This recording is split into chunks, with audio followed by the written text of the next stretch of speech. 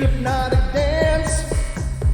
She holds me here with only a glance. She's over me. She's over me.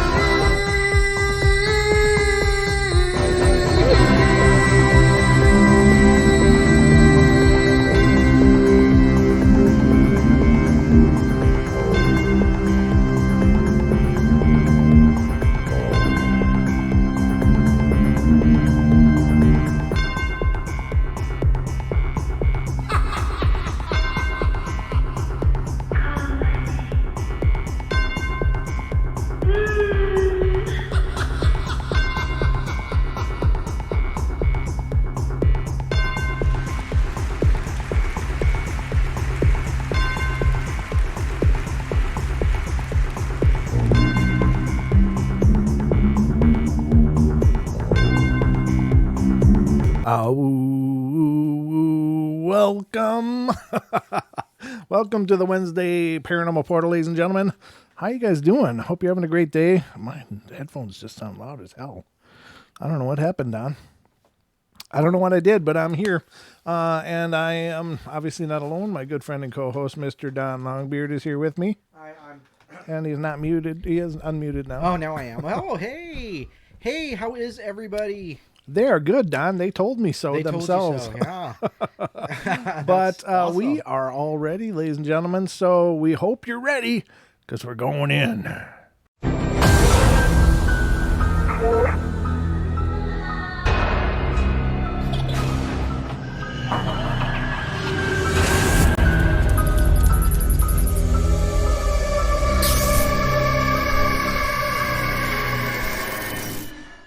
All right, ladies and gentlemen, we are at it here on the Paranormal Portal.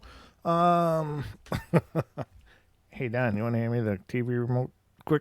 Oh, I don't see it. Nope, get it again. We forgot one. You got it? It's actually not here. Whoa. Oh. Things are flying all over the place here. It's mayhem in the Paranormal Portal studios, ladies and gentlemen. Go for it. Mayhem, yes. It's mayhem. Go figure. Let's Wow. make this official. We don't have a backdrop right now. Wow. Well, at least the on air sign's on. Hope you don't owe Vizio money now for using their logo on our show.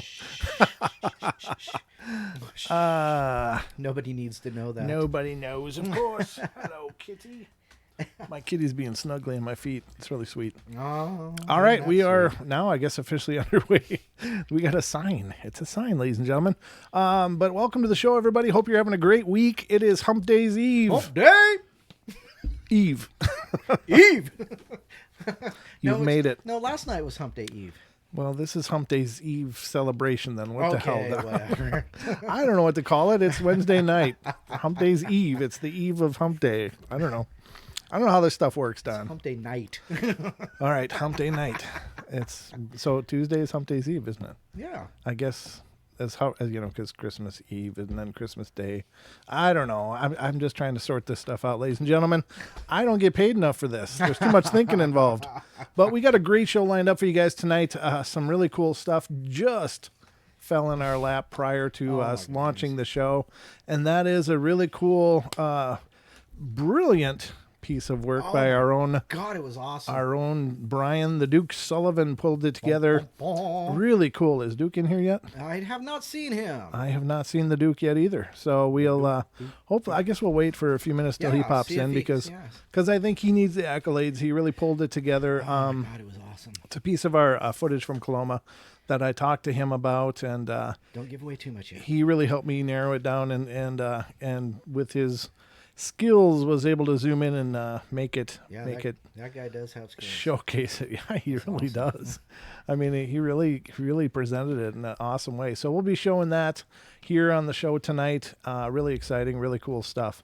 But we got some other cool stuff going on. It's been a really busy day. And ladies and gentlemen, I was offered, I had someone reach out via email today offering to purchase the channel. They want to buy the channel. They want to buy the Paranormal Portal channel on YouTube. I don't even know if that's even legal or not, but very interesting. I'm just like, gobsmacked.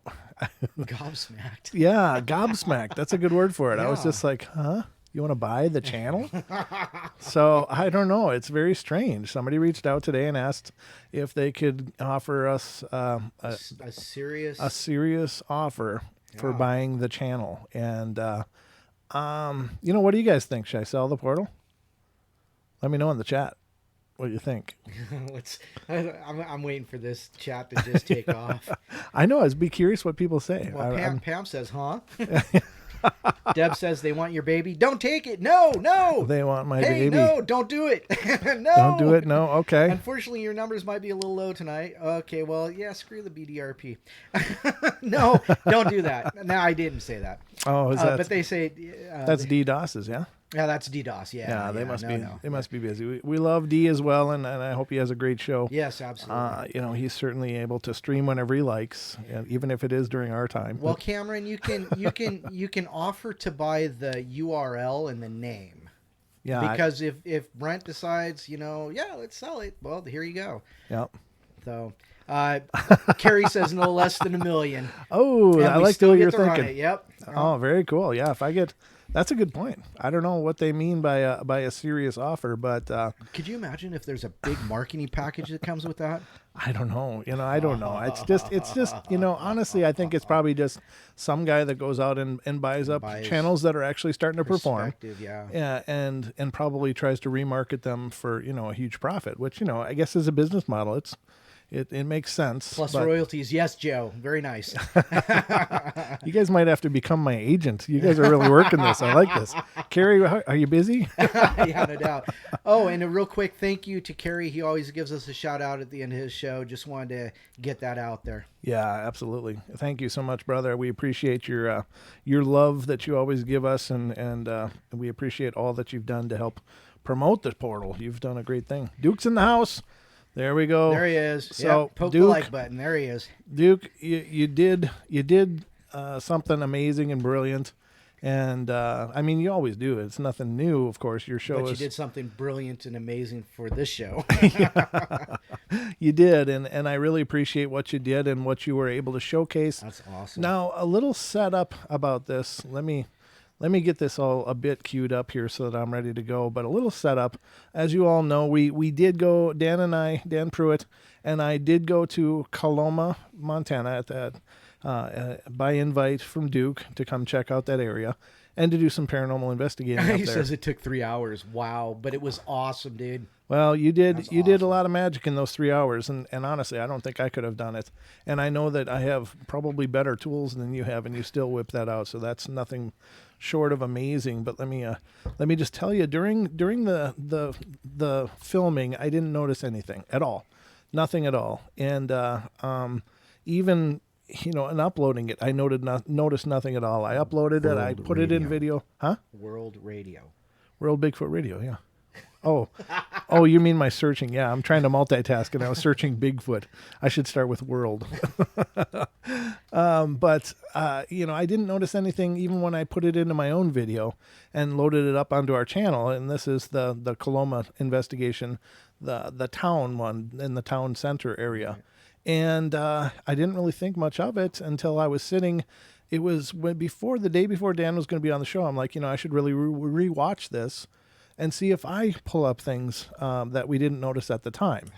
So as I'm doing it, which one is it done? Go back up. Back up. This is up. I thought I saw it. Is that it right there? Is this? That's it right there. This one right here? No. This one. Yes, it is. Yes, this is the one. Okay. I'm not confused. You're not. But let me. Not this time, at least.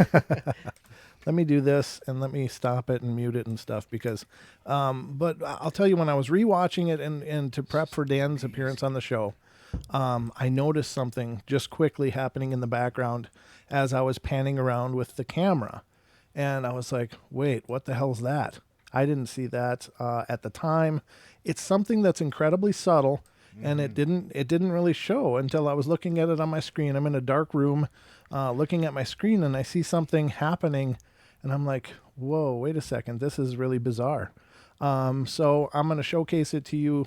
Now, what I did was I pointed it out to Duke and said, Duke, you got to help me check this out. Tell me what you think. Did I catch something? Because I think I caught something here I can't explain. And he asked me to send him a clip of the video, and I did. And this is what he pulled together. Pulled it together. So yeah, it's just a brilliant job, and I just want to thank you, Duke. You put this in a format that I'm showcases it. really impressed with, and it really does showcase it. So without further ado, ladies and gentlemen, we're just going to sit back and watch this clip here. So buckle up and enjoy the ride. And this is what I caught up there in the background as we were filming in Coloma. So here you go.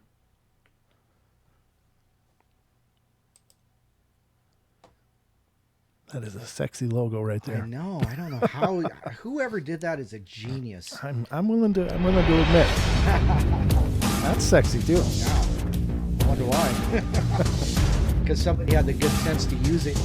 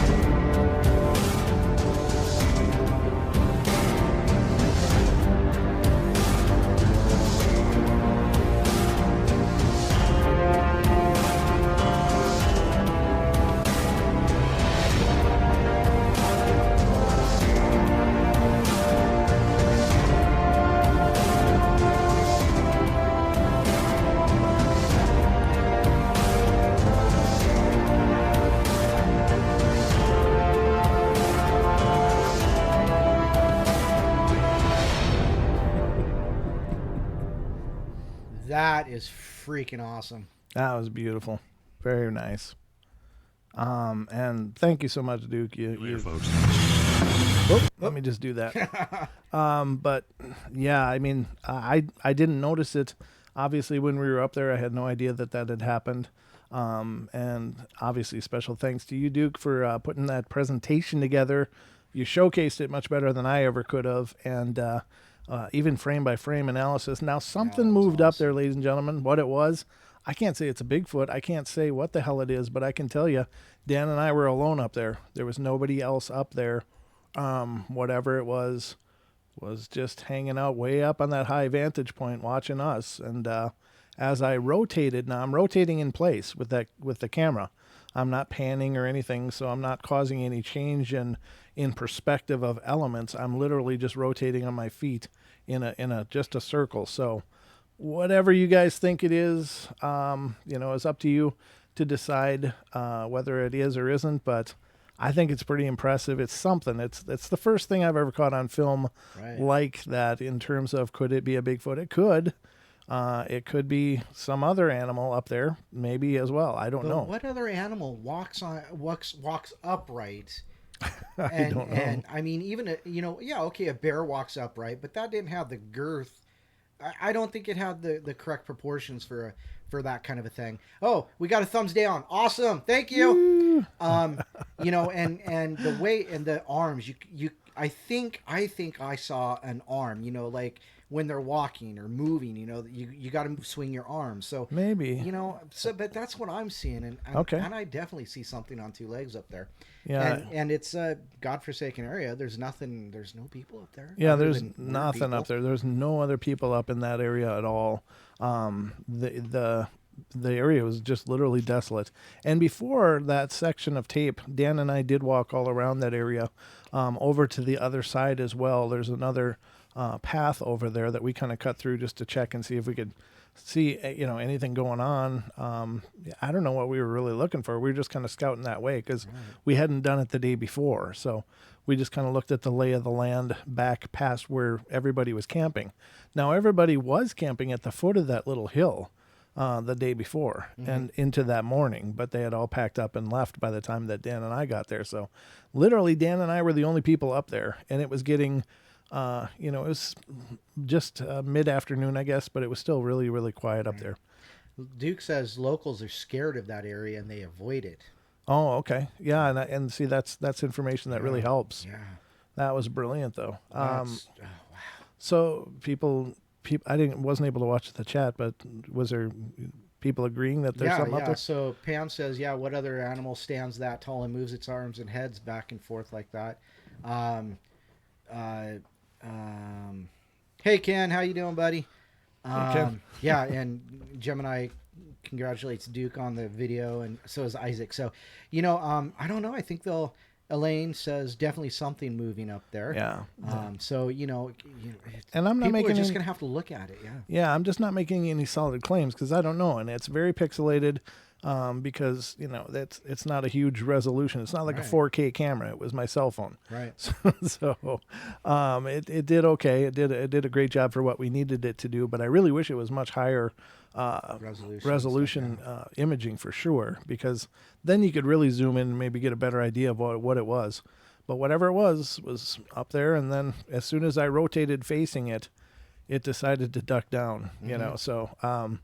That at least seems to be kind of an intelligent response, in my opinion. Yes. I'm speculating a hell of a lot. I'm speculating on what it could be, of course. But the area is known for Bigfoot sightings. And again, Duke had told me that apparently a biologist was up there following our visit and apparently had seen, it was actually a bear researcher, had apparently seen a UFO, or not a UFO, a Bigfoot rather.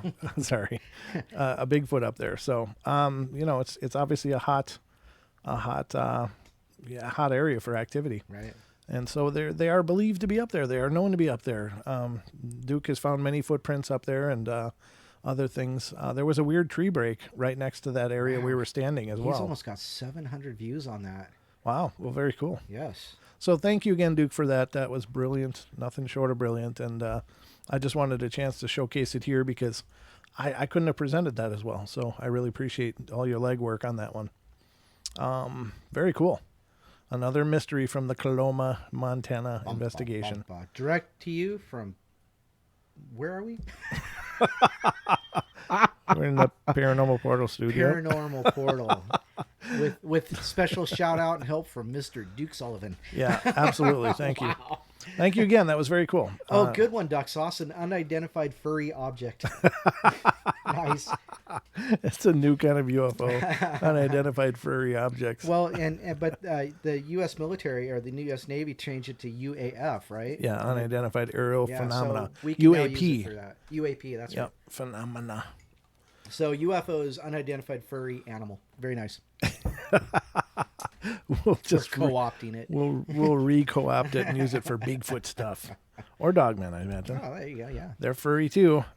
So anyway, that was our first feature of the night, and that like literally, I saw it as we were about to go live, and I was like, oh my god, that's cool, because I was trying to think of how to present it so that you guys could see what I was seeing. Well, Duke did that for us, so Yeah. thank you again, brother.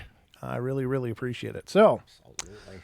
So anyway, Don, how are you doing, by the way? I forgot to ask you. Doing well, doing well. Just trying not to sit and hold my breath too much. It's it's been a wild ride today. So, But a good day. it's been a good day. Yes. Yeah, we've gotten a lot of good news, so a lot of good things going on right now, and we're really thrilled that things seem to be coming together. I'm only chuckling because I look at that image. There's a UFO sucking up a cow. It's like totally clip art. It's an Angus. I'm looking at Singular 40, ladies and gentlemen, because it is my hot sheet for the paranormal portal. The paranormal portal hot sheet is this. Oh yeah, we already talked about those guys, those idiots that got the the Dutch people, yeah. Okay, we never did talk about that. About what? About the Area 51 failure. Oh, well, Don, why don't you fill us in? Well, so if you don't know, September 20th was 5 days ago, and that was supposed to be the Let's Storm Area 51, They Can't Stop Us All day. And I out of the million plus people that said they were going to go, I know they got less than 1,500. Wow. And I know that at a lot of points it was only reported that there was just a couple hundred at that. So here's the deal. I guess there was a party. There was some people that said, you know what, that party just kind of sucked. There was a lot of people that, of course, enjoyed it. So you're going to have both sides of that. But honestly, I don't think it made quite the splash. I think there was a lot of second guessing after people started realizing that the FBI is really looking at it. Yeah. And so I think, the tinfoil hat wearing guy was hilarious. That was great. That was a great picture. But it was kind of, and as a matter of fact, I'm wearing my Area 51 Fun Run shirt today in commemoration of. You wore it? Yeah, this is my. Yeah. Oh yeah. Area There 50, it is. Yeah. Now, if you guys haven't noticed, I've had it for like 3 weeks. But nothing really happened. There was like one guy that was like arrested for urinating on a tree, and somebody else had crawled under, a gal had supposedly crawled under one of the gates and just stood there, and so she was either arrested or removed, whatever that may be. And then, of course, the two Dutch guys that got arrested the day or 2 days before. The YouTubers. Yeah. I'm a YouTuber. I'm famous in Deutschland. Not Deutschland, but Dutchland. Dutchland, so it's like, oh, okay, because you're special. The land of windmills and dikes. The water things, the barriers. Not, being derogatory. Just saying. No, you're right. Yeah. Okay, E2 Brutus, really? Okay. Nice. So, I think they also had that party at Alien Stock. It was in Vegas, I guess. And okay. I guess that was supposedly pretty good. But like I said, for the whole, Rush area or Storm Area 51 thing, it was not as great as it turned out to be. Honest to God, I was talking about those water barriers. And then I thought I'd better clarify because it sounded derogatory as hell. But anyway, so it was a bust, huh, Don? Well, yeah, that's what it seems like. But maybe next year it'll be better. The second annual, Alien Stock or whatever that is. I think a lot of people realize that they're probably going to get shot. And so they just phoned that one in. I got to say, though, all the reports I've read, though, is all the security people there were accommodating, and they weren't, being belligerent, or, they were having a good time with it, as long as they were able to have a good time with it. Right. And that in itself is a success, instead of just being, thrown to the ground, cuffed, and thrown in the back of a. That's true. A panel van, It's a white panel van. Yeah. Oh, that's true. So, get in. We're going for a ride. Well, yeah. So. That's, well, I mean, it's great. I'm glad nobody got killed. That to me is the big thing. Because I was just waiting. I was just like, oh no, this is going to be a tragedy. Right. But I'm glad people didn't get stupid and didn't get create as far those as kind it of could have been, situations. Yeah. So anyway, speaking of UFOs, Don, did you hear about all the cattle mutilations going on in Oregon? Oh yeah, what's going on with those? I haven't been keeping up. Well, let's just see. The Let's hot dive sheet in. says the singular Fortean is the hot sheet, and it says the following: cattle mutilations is again garnering attention in 2019, following a series of mysterious livestock deaths in eastern Oregon. Eastern Oregon, Don, that's closer to us. Yeah. Over the summer, 5 young purebred bulls were found dead in the Silvies Valley Ranch, Silvies, Silvies Valley Ranch. The story was first covered by the Capital Press before a feature article was written by Anna King of NW Network News. I imagine it's Northwest Network News. Northwest Network, yeah, NWN, yeah. Oh, you know that? Yeah, Okay. yeah, they're a cable. Oh, gotcha. The article was reprinted by Oregon Public Broadcasting, and the bulls were found drained of blood with certain body parts precisely removed. The missing body parts, which include Dun, da, da, da. the anus, How did I know that was coming? along with scrotum, testicles, and tongues. Wow. Well, Well, that just took all the fun out of it. that just sounds like a party to me. Gosh, guys, I can't talk. I got no tongue. Wow. So how freaking yeah, okay. So they're often the first to be taken by scavengers, but the wounds, when examined by authorities, were said to be cleanly cut. Surgical. Which means surgical, most likely. Yes, Beth. But why? I don't know. I don't know what aliens can learn from anuses of cows. I'm not sure. It's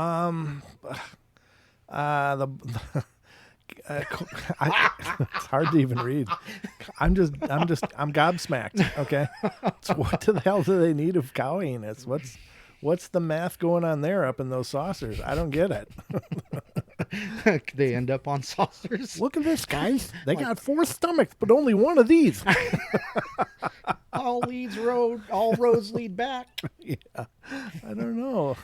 Wow. So it says Colby Marshall, vice president of Silvies Valley Ranch, said the bulls were valued at up to $7,000 each, and that the ranch is out hundreds of thousands of dollars once the bulls' collective future progeny is considered. He also expressed concern about what this could mean for the safety of the ranch's cowboys. Deb says, "Would you care for a butt sandwich?" Well, you see, you got to slow roast them. They need to be slow roasted. Pure Angus O-rings. They didn't go for Angus. They went for anus. Anus. Oh, It's 100% anus burger. Sorry, I can't help it. Hey, HSFL Paranormal. Yeah. Good to see you. So, Helping spirits find light. Yes. Helping Spirits Find Light. Oh, cool. I like that name. He's been in before. Oh, well, welcome back then. Sorry. It's my job to remember people. Yeah, Don watches the chat more than I do, but that big orange words grab my attention. So it's good to see you. Thanks for being here. Let's see. He expressed what it could mean for the Cowboys. Well, you know, if they Yeah. keep stealing the livestock. Oh, there you go. Okay, I thought they meant that we're the Cowboys next. I don't know. I'm serious. That's what went in my head. I was like, Wow. I've not heard of that phenomena before.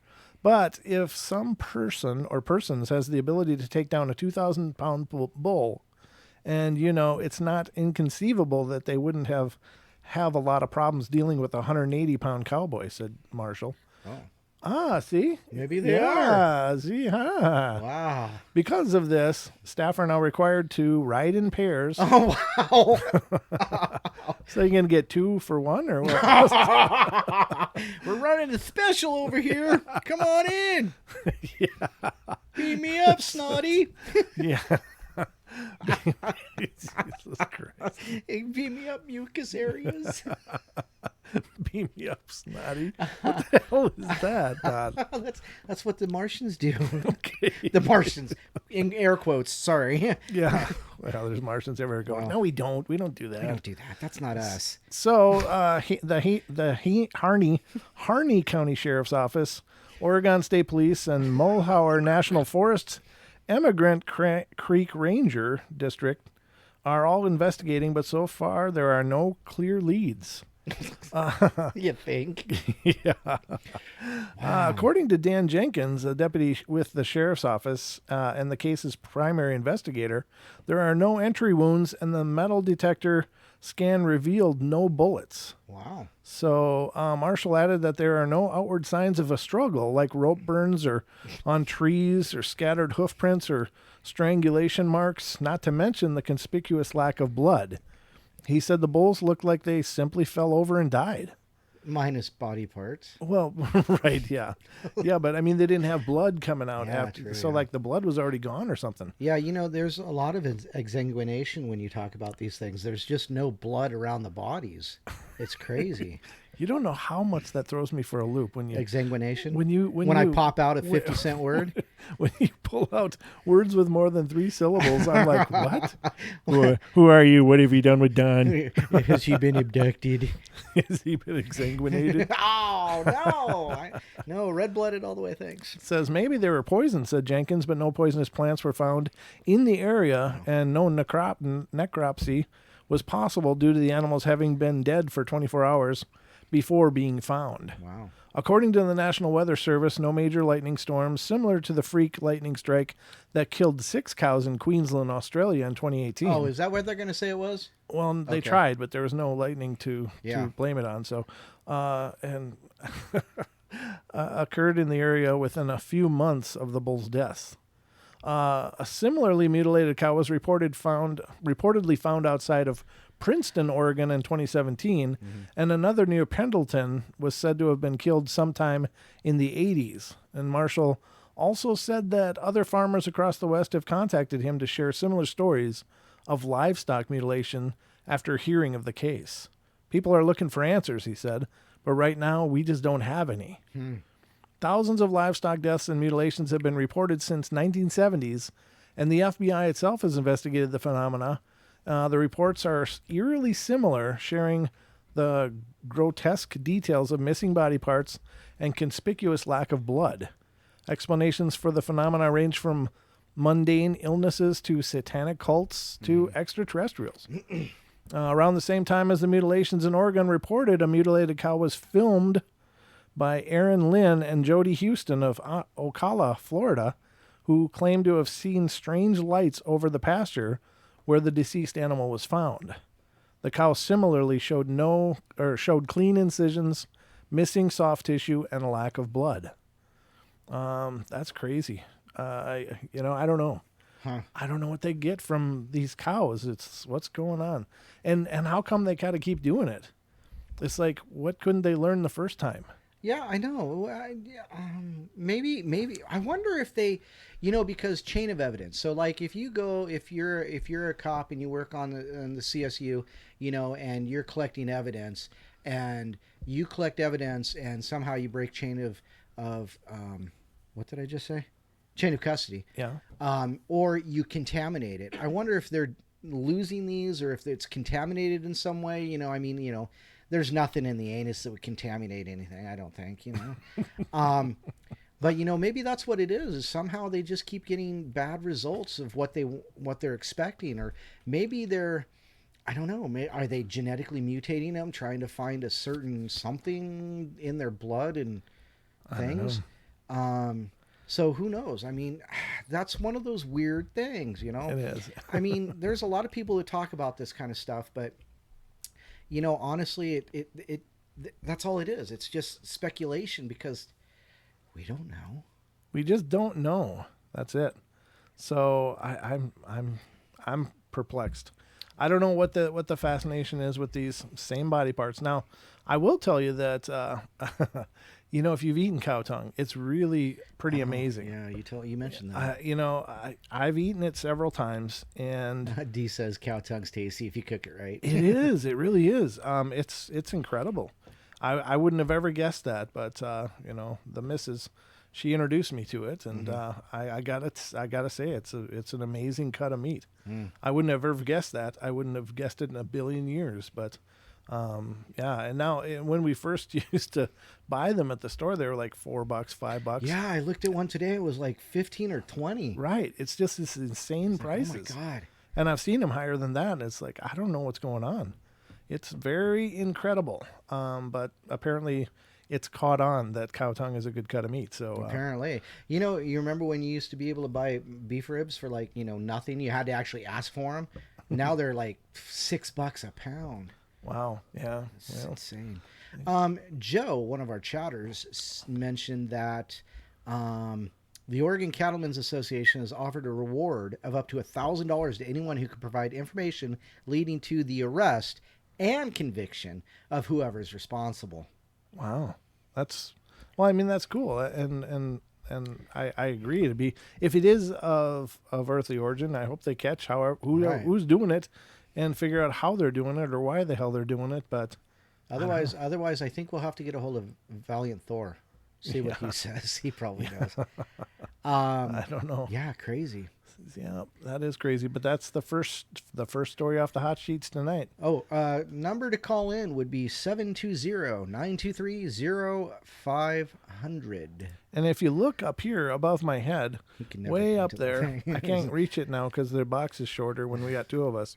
But it's right up there on the screen. So if you ever want to call in, need the call-in number, that's where you find it. That's it, right there. It's right up there, 720-923-0500. Carrie just asked. Carrie did. Well, by all means, sir, call in. You are welcome to call in anytime. Oh, and there's a call. I think I know who this might be. That's not Carrie. Oh, okay. No, probably not. All right. Area code 601, you're on the air. Wrong. You're so wrong. Oh, okay. You know what? When I looked at the first name, I went, Yeah. "Oh, maybe I am wrong." Welcome to the show, brother. How you doing? Oh, see. So it actually says my first name on there. Don't tell anybody. No, it doesn't. No. Your secret's safe with us. Good. Your secret's safe with us, Becky. Thank you very much.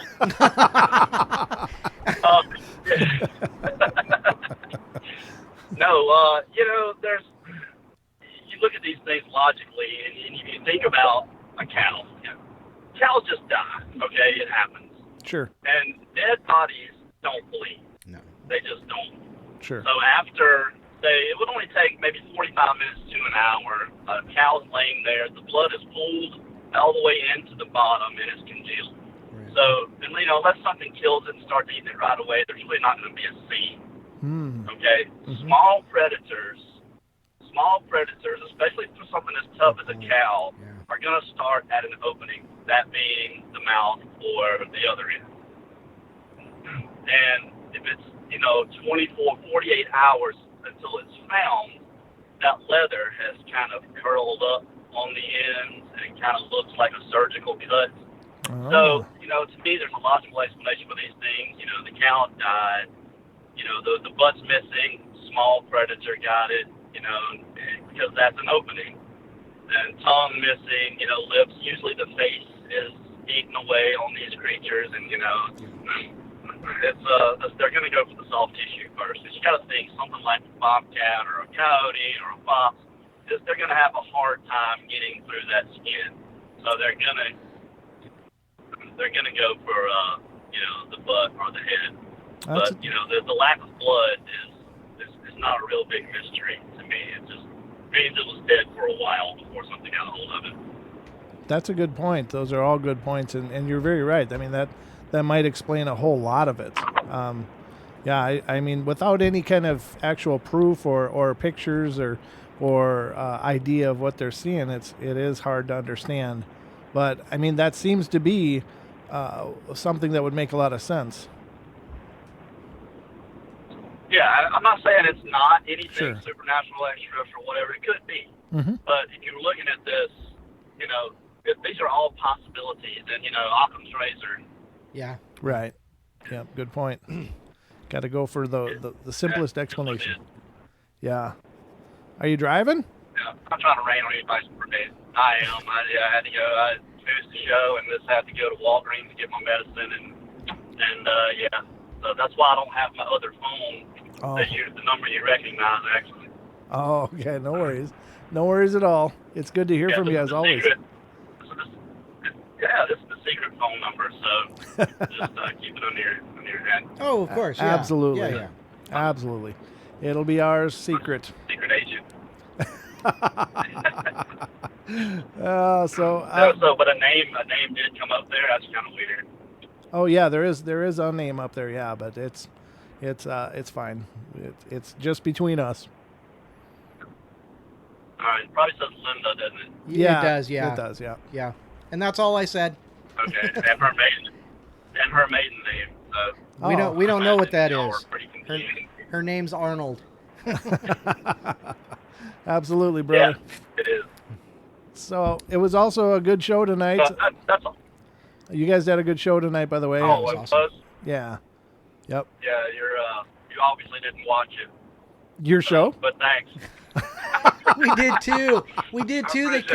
Anyway. They kept switching hats. We watched. I love the Shooty hat. Looks just like Gary Shooty's hat. We were I think watching. they were changing shirts too, right? I think so. No, They don't tell us. Oh, okay. They don't tell us any of that stuff, man. They just do it. They just do their thing, you know. That's kind of like the one a few weeks ago, about a month ago, where they send in, they put this video up there on their screen share. It's of them from the future. I haven't seen that one. Guys are a trip, man. Yeah, they seemed like a lot of fun. It was a good show. It was a lot of fun. Now, in my own defense, I didn't watch a lot of the visuals because I'm always getting ready for our show. But it was fun. It's always a good show. Well, thank you. I appreciate that. I just wanted to give that little tidbit of information that just my opinion, really, is all it is. It's not. This is not. It may not be fact at all, but just my opinion is a lot of these cow mutilation deaths, no blood, can be explained because cows they do die sometimes. They get sick and then they lay down. They die. So right. No, that's and, true. The missing tongue and missing butt, that makes sense to me. So I like that description a lot better than the idea that that's what the aliens are picking up. That to me. Yeah, right. What are you doing with that thing? There's a big market up there, I'm telling you. All right, guys. Well, I'll let you get back to your show, man. Thanks for letting me know. All right. Anytime, brother. Good to hear from Gary. you. Have a good night. All right, guys. Take care. I hadn't thought about that before, but yeah, small animals drinking the blood. That's something I hadn't considered before. Sure. So, there's all kinds of possibilities, and we don't know. I mean, we're just getting these little mentions and stuff. But yeah, I think it's an interesting idea, an interesting proposition, all the same, for sure. Yeah, definitely. So we got another phone call here. So let's get to excellent. this. Hello and welcome to the air, Miss Diane. Hey, I love you guys. Hugs are all around Paranormal Portal family. Sure. What's going on tonight? Paraportal. Paraportals. We're all paraportal. Okay. I was going to comment another night on some of the stuff you were bringing up because, of course, I'm shamanic. So you were talking about the soul and pieces and how pieces can get lost and so on. And that's exactly what shamanic belief says. Oh, okay. Right. When we were talking about fragments. I've kind of mentioned it before. But there are three worlds in the dream time, the shamanic dream time, which get subdivided. And really, in my experience, just about everything can be subdivided, even us. Okay. Now, from the spiritual or shamanic standpoint, they call that soul loss. Mm-hmm. And then when that happens, you're in need of soul retrieval. Mm-hmm. And a shaman can go and has various methods of retrieving your piece and returning it to you. Mm. But if you want to look at it from a psychological standpoint, you might say that that piece has been partitioned off because it is something that human minds do when they have been traumatized in some way, is they kind of break that little piece off and segment it and kind of file it away to be dealt with later, except later never comes sometimes, and Okay. then you're missing access to that piece. But this was something that they proved with the MK Ultra stuff, is that people will segment themselves, so split themselves off into different little personalities. And I guess we're perfectly capable of doing that, not just personality-wise, but also, how could I say it? Well, like I said, the shamans call it soul loss. Okay. Mm-hmm. And some of these pieces even have been known to have diseases that other pieces don't have, or brown eyes when the main piece has blue, or other things like that. Some very strange manifestations happen along those lines. You know, I've heard of that too. As a matter of fact, I've heard of people seeing apparitions of like loved ones, but they thought that it couldn't possibly be that person because they at the as they were looking, they realized the eye color was different. That's interesting. Yeah, I have heard of that happening. That manifestations have different colored eyes, and the person actually felt like it was a something trying to mimic or like a doppelganger instead of the actual person. Right. Yeah. Well, now that could be too. That can also happen. But I'm talking about physically. There have actually been people who change personalities, and when they change personalities, they can go from being a diabetic to being a non-diabetic or something. Right. Huh. Or their eyes change color. Now, I know that sounds really weird, and that sounds unbelievable, but I have seen my husband's eyes change color. Oh, really? And turn yellow. And yellow, I do have to warn you that yellow eyes is a nickname for a particular demon. Sure. So if you see something with yellow eyes, that may not be a good thing to play with. Well, I think any demon's not a good thing to play with. Yeah. Yeah, that may be something you might want to get rid of or avoid or whatever it is you feel like you need to do, because Sure. that is a nickname of a particular demon. I'm not going to go into demonology, Right. but you can look it up even. And this is what really concerns me, though, is they build the AI on Next Generation, played by Brent Spiner, the Data. Sure. They give him yellow eyes. Mm-hmm. And he has an album where he sings, and it says, "Oh, Yellow Eyes is back," like Old Blue Eyes is back. Huh. They got an Weird, album. isn't it? They got an album of Data singing. Yeah, of Brent Spiner. Yeah. No. It's called Old Yellow Eyes is back. Oh, that's funny. Because even Leonard Nimoy used to do music, and he did one about he did a song about Bilbo Baggins. Bilbo, that's right. Yeah. I know. It's so funny. A lot of the Star Trek cast did. Remember, I knew these people. I met all these people. I met every member of the original cast. How could I remember and that? their guests, most of their guest stars. Oh, Wow. How did you meet all of these people? So I know a lot about. Yes, I was very geekly. I still am geekly, only now I'm more of a paranormal geek. How did you meet them? I was on the committee for a lot of conventions. Oh, okay, gotcha. We had,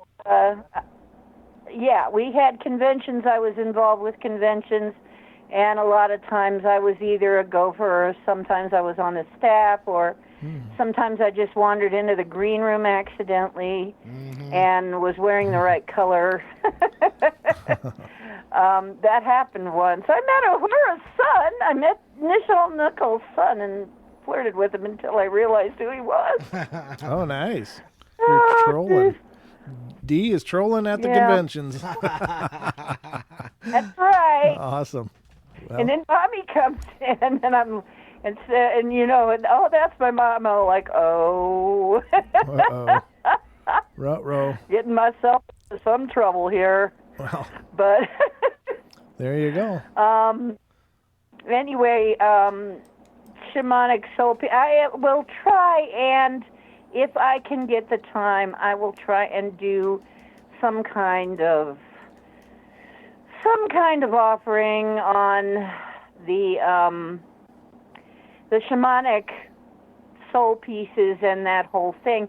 My first soul retrieval was actually with the help of Lewis. Lewis would love this. My first soul retrieval was done with the help of a shamanic guide that was a bear. Oh, cool. That was actually a bear in the spirit realm. Okay. So, you know, Lewis and his bears. Yeah, of course. His name was Maynard. Is Maynard. And he is the same one who showed up when I had to cross over the spirit of that child. He usually shows up for children to help children cross over so they won't be afraid. Oh, nice. Children spirit. Yeah. And he is, you know, it makes me feel safe too because he's a bear. Who's going to argue with him, right? If it is something bad, I think he's going to be able to handle himself. More than likely. So. Yeah, absolutely. Right. Well, thank you for sharing these thoughts. That's really good. Right. The first retrieval was a little girl's piece, and we got it back to her successfully and got word back from Mom that she was completely different child, had gone from being an angry and hard to manage child to being a very loving child again, as she was before the piece got separated. So all's well that ends well, right? Right. Absolutely. Awesome. Fantastic, Dee. Thank you for calling. Okay, have a great day, and I'll talk to you again. All right. Thank you, my lady. We'll see Bye, ya. Dee. Wow. That's really wild. Yeah. I think that there's something to that. I think our souls maybe can get fractured. Right. That makes sense. It does. You know, and I wonder if that might have anything to do with like happenings of schizophrenia, maybe some ideas on paranoia. You know, maybe it's a fragment of your spirit that's manifesting that particular type of thing. You know, but you know, anytime you talk about, you know, spirit and the mental capacity, you know, I think they kind of go hand in hand. You know, if you've got a little piece missing, you've got a little piece missing. That's true. Yeah, I think there's something to that for sure.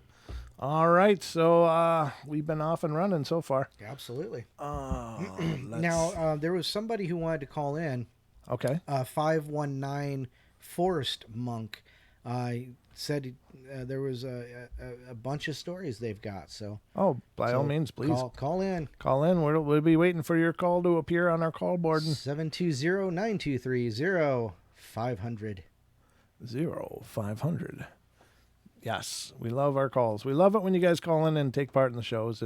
It of course makes our job a lot easier. Yes, it does.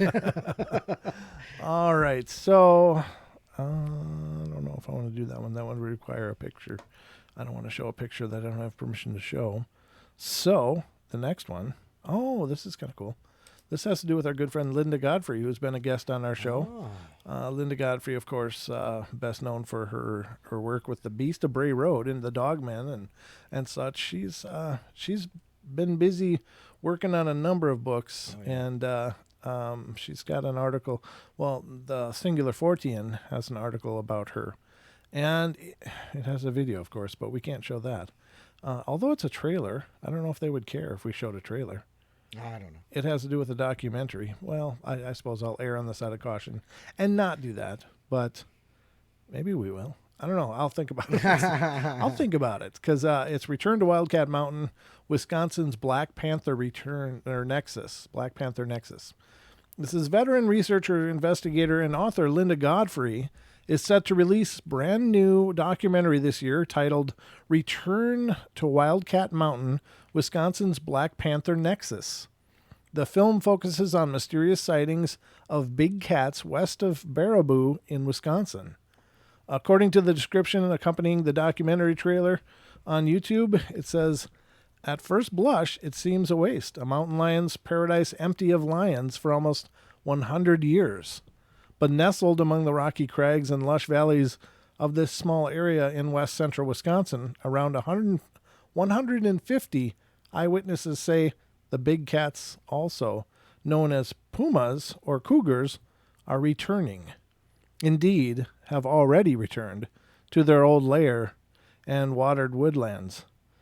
Both tawny-colored animals and surprisingly black-furred big cats now strut these rolling hills. And area reporter Steve Stanek says the eyewitnesses are sure of what they've seen, but that according to science and wildlife experts, black panthers don't exist. Mm-hmm. Really? The residents, who range from retired police officers to Amish farmers, beg to differ. The cats are back on Wildcat Mountain, they say, and this time they show no signs of leaving. Godfrey said that, or told the Singular Fortean Society's Tobias Wayland that the film is in post-production and will be available soon. Short versions of the film will be shown in Iowa's Van Meter Visitor Festival on September 28th, and at the Charles Dickens Horror Festival in Colorado on October 19th. The Singular Fortean Society will follow up with the release date and review of the documentary when more information becomes available. What do you think? Should we show it? I think we should. Yeah. I mean, why not? What's the worst that can happen? I mean, we're promoting, and it's a trailer. We're promoting a friend of ours' work. Yeah. I don't see any problem with that. And if, the worst case, we'll just demonetize that video. Exactly, yeah. We don't have to monetize every video if there's a problem with it. It is nice to do, though. It is. It is nice to get monetized. Let me do this. Let me get this all queued up, ladies and gentlemen. And we'll show you this trailer. And this is, again, Miss Linda Godfrey's return to Wildcat Mountain, Wisconsin's Black Panther Nexus. That beautiful 4K let's put footage. it on screen first. Oh, that'll work. All right, ladies and gentlemen, here is the trailer for this upcoming documentary.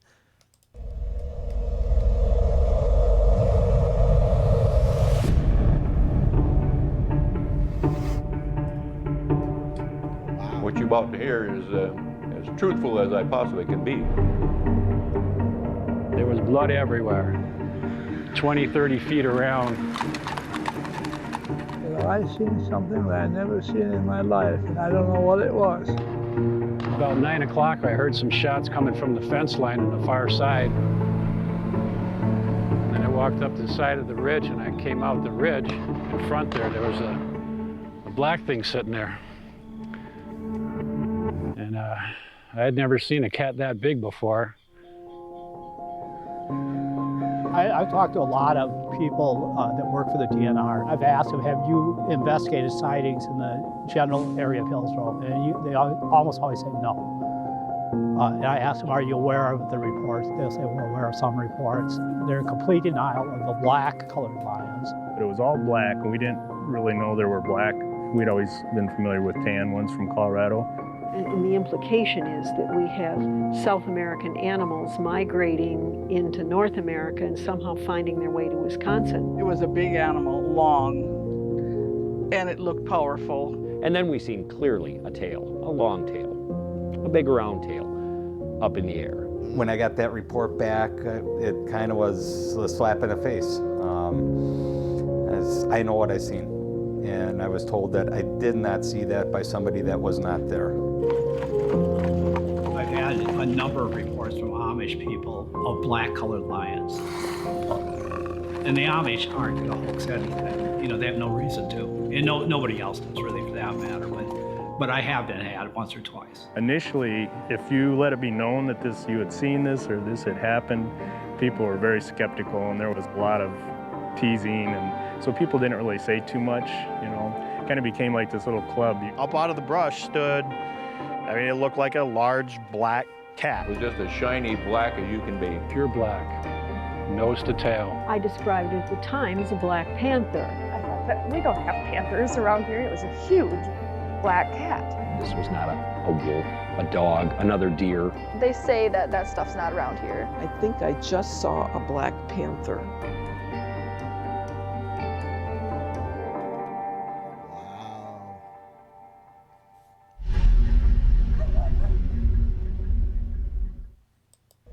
Very cool. Wow. Very cool. So, it looks brilliant. And it's funny. I don't understand the pushback by the the natural resources community, the official natural resources community, to say no, that stuff's not out there. It's like if people are seeing it, then do your job. Get out, push away from your desk for a minute, get into a vehicle, and go look into this stuff. Yeah. But this just canned dismissal of this kind of stuff, I don't understand at all. Well, what I don't understand is how you cannot figure. People have been smuggling basically illegal animals for pets for That's true. decades and decades and decades. Look at the guy who got caught with a lion because it got out. That was about 4 years ago. So what is to say that somebody didn't smuggle one in decades ago? The 70s and 80s were rife with exotic animals and people owning these animals that have no business owning these animals. Who's to say they didn't bring in a black panther? Right.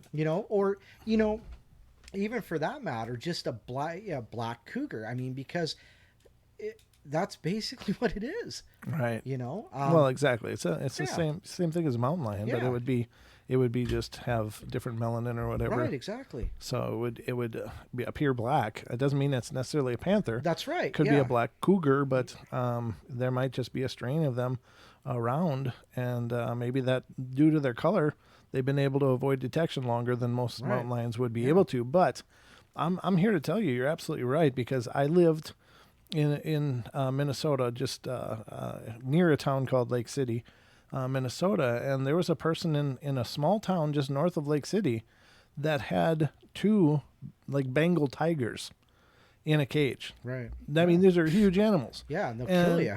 Well, that's eventually what happened. Is it killed one of the people that they had helping, and so they had to get rid of them. I think they destroyed the animals, unfortunately. But I mean, even the state patrol would bring deer that were dragged off of the road, to help feed them. Yeah. And so it was just a widely recognized, fact that they were there. Right. I think the people had, some form of permit to have them, but just think if they would have gotten loose. Right. I mean, that's like a 600-pound big cat. Yeah. That's not just a 180 pound cat. Right. That's like a whole different level of predator. Well, and think of this, Siegfried and Roy, they used to have the Bengal tigers, and what happened to them? Well, yeah, that's certainly a tragedy. Yep. And you should, especially, when you think about the way they were treated in captivity legally, and so, yeah, I mean, it's not a coincidence. It's not a hallucination. It's a very real possibility. Right, it is. And now Duke also says that's where the black cats in England came from. They passed along the mid-'70s banning exotic pets. Yep. And a bunch of people who had them just released them into the wilds of jolly old England. Yeah, definitely. I mean, so... Good day, governor. Is that a black cat you've got with you? Is that a black cat in your pocket? I don't know, but pretty tragic. I don't know.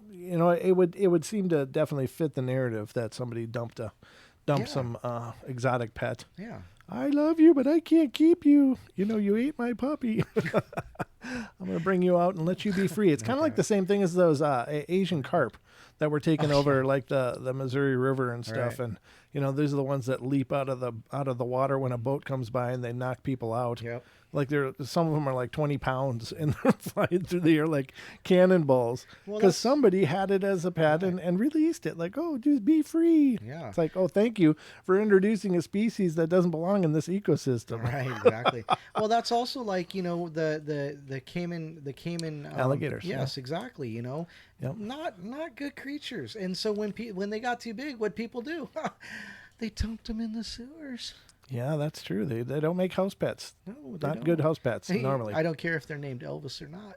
Isn't that from Miami Vice? Yes. Yeah, that's right. Crockett had one on his boat. Thank you very much. Named him Elvis. I was an avid Miami Vice fan. Very good. I'm glad to be in company of a fellow Vicer.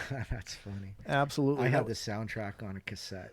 Did you not want to have a convertible and put on like Phil Collins in the Air Tonight and drive down the road? Come on. I just wanted his penny loafers. Oh, yeah. Yeah, he had the greatest wardrobe for sure. But anyway, we digress. Going back into our 80s land that we so loved. But yeah, that's a story of Black Panthers. Apparently, now not only Linda Godfrey has been looking into this, and she and I talked about that a while back as well. But our good friend Robin Moonshadow has also looked into it too. And I wonder if they ever collaborated and shared notes, because I know they were both collecting lots of information about that phenomena. Yeah, absolutely Phenomena. It is a phenomena. I mean, That's it doesn't necessarily have to be, for this one, it doesn't seem like it's at all paranormal. Well, it's just the fact that some species has reintroduced itself through some means. Right. And there seems to be an official reluctance to acknowledge it, which I don't understand at all. And you could run that idea concurrently with the idea of, shall we say, Dogman and Bigfoot. Because once again, here we're talking about something that people are being told, no, you're not seeing. Well, it's that's not true. That is true. But this is a known species, a very known species that we're talking about here. But they're still telling them it's not possible. Right. So, there you have it. But that's it for the hot sheets. That's all I got on the hot sheets. Gosh. What do you got, Don? I was poking around. Wow, it's 8 o'clock already. It is. That's half the show is done. Can you believe it?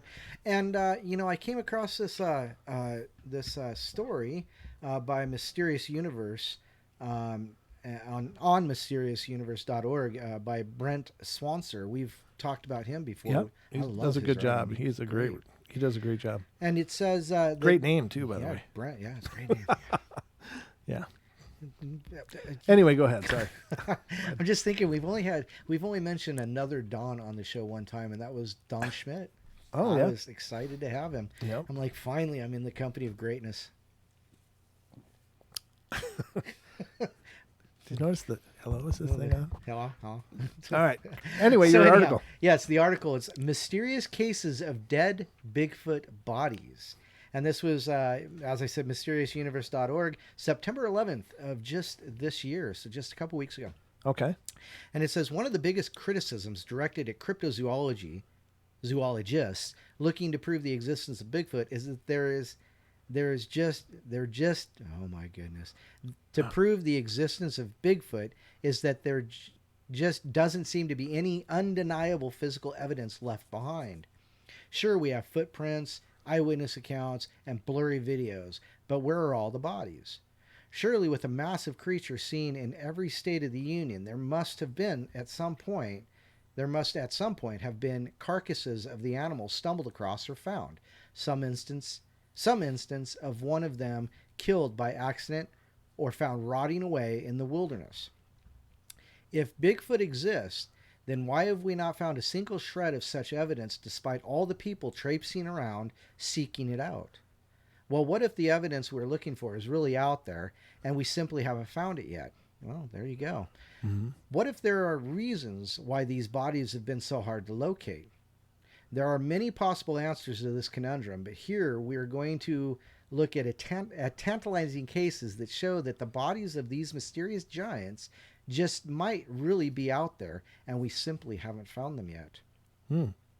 One very interesting theory proposed for why we have been unable to locate the dead Bigfoot is that these creatures actually carry away and bury their dead far from where they will ever be discovered. Yes, we've heard that.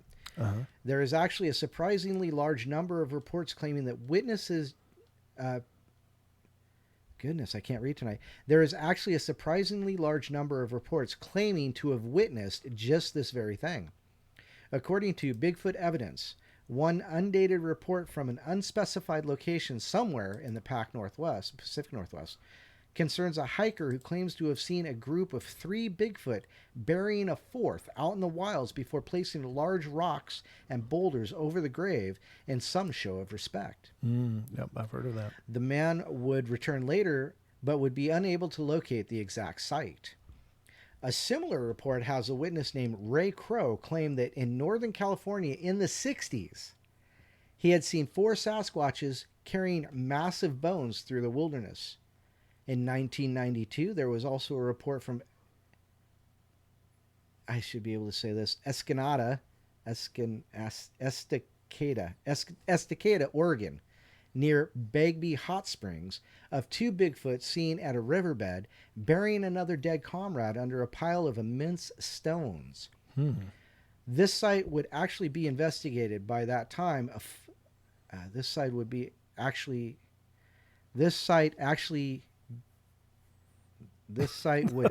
be investigated. You okay? But by that time, floods had washed away the entire thing. In 2010, there was a report from a witness who says he saw 4 Bigfoot, is it Bigfeets, putting to rest what appeared to be a dead infant of their kind in a hollow tree stump. But the whole thing was aborted when they seemed to realize they were being watched and melted back into the wilderness along with the corpse. Even more spectacularly, in 2014, a video allegedly surfaced of a park ranger in the high Sierras of California describing a Bigfoot burial he supposedly witnessed, although the video suspiciously disappeared shortly after, leading to talks of cover-ups. Yet another report tells of a hunter who came across a group of Bigfoot, I'm going to say Sasquatches, it's easier to say, digging a grave for a fallen comrade in the wilderness of Washington in the 1990s. I wonder if that was Mick Dodge. But when they realized they were being watched, they whisked the body away, never to be seen again.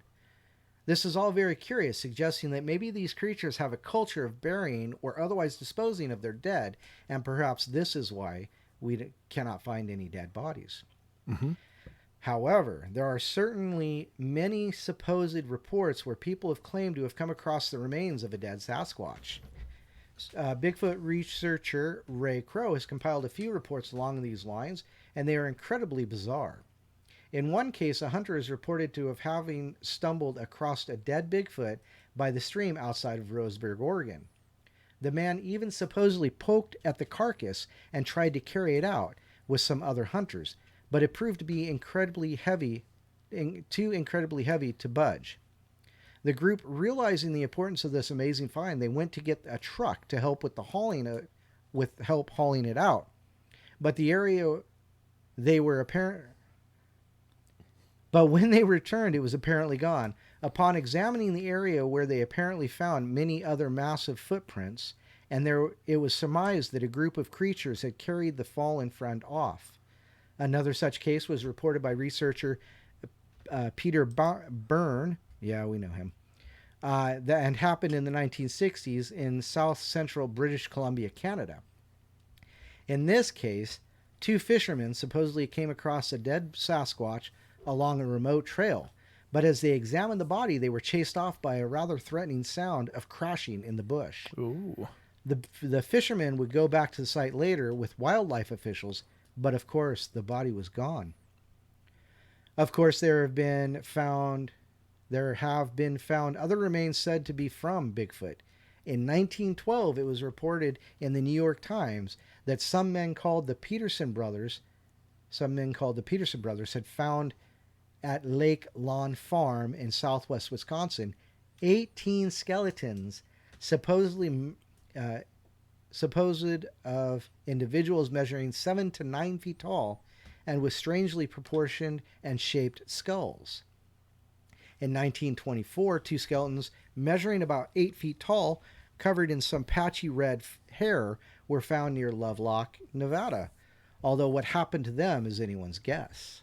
I'll give you 12 guesses, and I'll just say, Smith. In 1923, there had also been found various huge anomalous skulls in the Santa Barbara area of California. 2 giant skeletons were also unearthed near Potosi, Wisconsin. Two giant what? 2 giant skeletons. Oh, okay. Oh, you said skeletons before. Here we go with that whole thing. This is how it starts, ladies and gentlemen. Anyway, continue. I need to take a quick drink. Pardon me. Oh, no worries. Much better. That sounded more like a suck than a drink. But it was pointed at you, that suck. 2 giant skeletons. Don't point your suck at me, Don. No, Brent, you suck. Oh, we had to come around to it. Okay. I see what you did there. Two giant. I'm sorry, what? You're muted. You're muted. I think you're muted. We're having a mutiny up in there. It's a mutiny. All right, go ahead. Two giant skeletons were also unearthed near Potosi, Wisconsin during digging for a small mill. And the remains supposedly measured 7 to 9 feet in height. Researcher John Green reports that there is a case from Toba River, British Columbia, in which a Bigfoot skeleton was found by some fishermen, but it was too heavy to carry. The jawbone of the beast was allegedly hauled away, but no academic institution would have anything to do with it. Oh. The couple allegedly kept it in their cabin until a fire burned it and the remains to the ground. So the fire burned it and the remains to the ground. Of course. The BFRO reports that in 1965 there was a partial Bigfoot skull recovered from Minarets region of Sierra Nevada, California, although it was said to have odd features. It's said to have odd features. It was lost. Huh. Oh, there should have been a comma there. But although it was said to have odd features, it was lost. Oh. In 1972, there was reportedly found a Bigfoot skeleton at Shuswap Lake, British Columbia, measuring 8 feet long. Although it was sent to the Wrexham Museum in Wales, it apparently would vanish off the face of the earth. Also in 1972 was discovered at Antelope Flats, Oregon, in the Ochoco National Forest, of an alleged Bigfoot skull. It would be sent to the Portland College for study, but it is not known what happened to it after that. In 1979, a college professor from Canada would take photos of skulls in the wild in Alberta, Canada, which seemed to be far from human, but nothing ever came from it. In 1987, a man in Estacada, Oregon, found a supposed Bigfoot skull when he found his dog playing with it. Go figure. Hey, check this out. It's a Yeah. new ball. Yeah. Mine. And to make it all the eerier, there had been numerous reports of shrieking at night in the area around the time it was found. This skull was apparently sent to various institutions for study, including the Crime Lab and the Regional Primate Center, but no one was able to determine what it was. It was then subsequently lost after passing to the University of California, Berkeley. Of course it was lost. Wow. Indeed, there have been many large skeletal remains that have been turned over to various institutions only to disappear over the decades, making one wonder if there's someone's being made to hide the evidence for whatever reason, and perhaps these remains are in some storeroom collecting dust. Most spectacular of all those people who claim to have actually killed Bigfoot themselves, only to have the remains slip through the cracks of history. An early report of this was a report chronicled by researcher Annie Young, in which a group of railroad workers apparently shot and killed a Bigfoot in Fraser Canyon, British Columbia. The body was laid out and examined, but was purportedly given to the native tribe of that area and was buried in an unmarked grave out in the wilderness. According to the BFRO, in 1941, a 17-year-old boy supposedly shot a Sasquatch near Basket Lake, Manitoba, as he was hunting moose, but he left it where it lay because he thought he had accidentally killed a man, and he was also hunting out of season. Oh. In the 1960s, there was a farmer in I should be able to say this word too, Umpqua National Forest near Douglas, Oregon, who claimed to have not only shot and killed a Bigfoot, but to have managed somehow to drag it back to his home. He claims he left it outside in order to figure out what to do with it, but during the night, a group of Bigfoot would supposedly descend upon the property and haul the carcass away, leaving him with nothing. According to the British Columbia Science Cryptozoology Club, also in the 1960s, was a report from 1965 in which a man claimed to have shot and killed Bigfoot in Kitimat, British Columbia. He would claim that he was trying to drag the body away. He was set upon by a group of intimidating creatures that seemed dead set against him getting it out of there. As recently as 2000, the year 2000, there was a report from the BFRO of a man in Honobia, Oklahoma, who killed a Bigfoot as it was raiding his property, but another creature would reportedly approach to carry the body off. Bigfoot have also allegedly been victims of natural catastrophes. One strange report was given by author Tom Powell, who claimed to have seen a Sasquatch severely injured in a mountain fire in Nevada in 1999, after which it had been tended to by the military personnel and hurried off. There is also a well-known case of a Bigfoot that was apparently buried alive in a mudslide in Toutle, Washington during the eruption of Mount St. Helens in 1980. The property where the incident supposedly happened had since had giant statue of Bigfoot erected in order to mark the supposed grave, which had become quite the tourist attraction. Is there really a dead Sasquatch buried there? And if so, why hasn't anyone tried to dig it up? Who knows? Of course, in the end, no matter how compelling and amazing these cases are, we are still left with no body, with them all conveniently disappearing or lost to leave us empty-handed. There are a lot of other reasons why we might not have found Bigfoot bodies, such as the work of scavengers and the elements of the remoteness of the terrain, which is why even the remains of large known animals are hard to come by. The more conspiratorial-minded will tell you that they're whisked away by the government, or there's also the idea that Bigfoot aren't even flesh and blood animals at all, but rather interdimensional interlopers, or some sort of thought form called tulpa, willed into existence by the mind. If this were the case, then it makes sense that there would be no physical body left behind. Whatever the reason is, the bottom line is we don't have a body, or really any hard evidence. It remains the holy grail of Bigfoot research, and stories such as we have looked at here serve to fire the imagination and make us wonder. It does. Wow. I think it makes sense that there's got to be bodies that have been encountered, but yeah, it seems like there is an active push to make sure they never see the light of science, right? Or at least are never openly revealed by the light in science. But the other night, I had someone on the show say, "Hey, you want to ever do a show about skinwalkers?" And I thought, well, that'd be kind of fun, but it's tough to find a lot of information on them. Right. But I did find some stories of people that claiming they have encountered them. Wow. And I thought we would cover those now. So I don't know if we'll make it through all of them with the time we got left, but I think we might. But let me get started here. Well, just as a drop in, the rest of them might be a good podcast. That's kind of true. What do you think? I should just save it? That's up to you. I mean, feed a couple to our adoring fans and then save the rest for the podcast that they can also go listen to later. Well, because we love you. And once again, ladies and gentlemen, please understand the podcast is not the YouTube channel. And it's a lot different.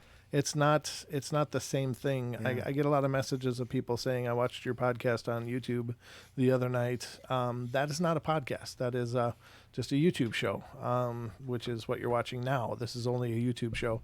But a podcast is what you find when you go to like Pandora, Spotify, iHeart, iTunes, Chatbox, and other such sites are places where you can download podcasts. And of course, we're there if you look for Paranormal Portal. But we also do internet radio show, and then we also do our YouTube show. Right. So there's really three things that we're covering on the Paranormal Portal. Friday and Saturday are the internet radio shows, and we simulcast them on our YouTube show. So that's a kind of a crossover there. And there's every once in a while we use some of our YouTube shows. If they're really special episodes, we use those for the podcast because we want to introduce our podcast audience to some of the great things that have happened here on YouTube as well. So big catalog, yeah. Right. We got a huge catalog of material to go through. So just so you know, and when you do a podcast, definitely subscribe because those numbers certainly help us and will help the podcast to grow. If you really enjoy the podcast or really enjoy the Paranormal Portal, please go over to iTunes and leave us a great review because that'll help iTunes promote our show even more. And that's really important because we're competing against, thousands and thousands of other shows. And we're doing great. And don't get me wrong, we're doing really fantastic, but it could always be better. So definitely would love if you guys would help us out. And if it doesn't work, we may end up selling Paranormal Portal. That's not true. There is an offer out there, apparently. There is an offer out there, but I don't know what to think of that. So. I don't know. All right. Yeah. So the first one is Yenal Lushi is watching me. I wonder if I'm going to be cursed since I just said that name. All right. My grandmother on my mother's side has always been very superstitious, for lack of a better word. She's not religious, but she does believe in a lot of paranormal stuff. Her mother was a full-blooded Navajo, and her father was Irish. In either way, she'd never been anywhere east of Montana, and she grew up in Nevada. One year when I was in grade school, we went to visit her. Most of the visit was pretty uneventful. Typical boring old people stuff, except she always kept her curtains drawn shut and would always peek out of the window. And when someone asked her what she was doing, she would simply reply, Lucy is watching me. This went on for nearly the entire visit until after a few days later, or a few days before we were due to leave, my grandmother and my then baby brother, he's 19 years old now, were in the front yard that evening planting flowers when all of a sudden my grandmother starts shouting, insert little brother's name here, "Get away from that creature, it's not safe." Of course, being in Nevada, we all assumed that my brother had found a scorpion or a rattlesnake, so we all run outside and see my grandmother clutching my little brother and shaking in terror against the side of the house.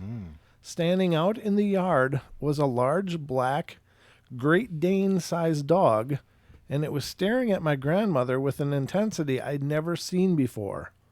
It looked up at us, gave us a little huff, and then bounded off.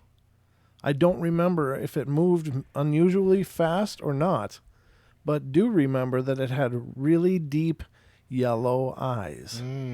When my mother asked my grandmother what had happened, she kept repeating, "The Yanaldushi has found me." She moved a couple of weeks after that. So the next one.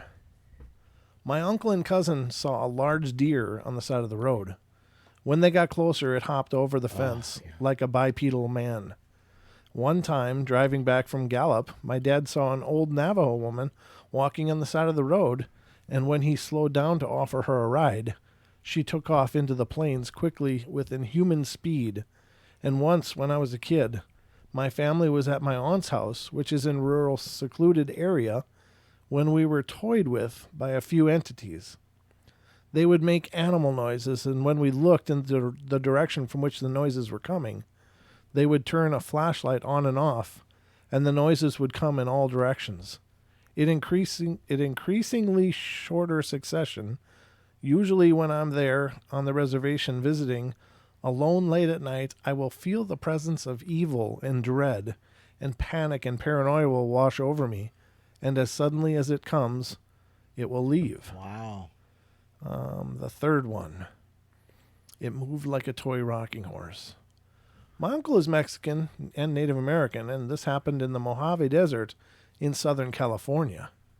He was driving around with his girlfriend late at night, and they saw something that looked like a huge black dog on the side of the road. He slowed down, and the dog began crossing the road.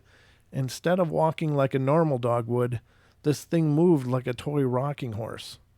He said it stopped in the middle of the road and stared right at them, and its eyes had a red glow. My uncle is the most badass person I know, and it scared the hell out of him. Wow. That's creepy. Again, I don't really, I can't claim to know a whole lot about the dog, man, or about the Skinwalker kind of stuff, but this is very, very strange. Some of that one sounds like more like a Dogman kind of thing. It kind of does. Yeah. And some of these, I don't know. Now, at the beginning of Duke's show, he uses these clips, and then there's this one picture, and I don't know what the story of it is, but it comes from a desert, and it looks like it would be Arizona, or somewhere around there. But there's this like window rock.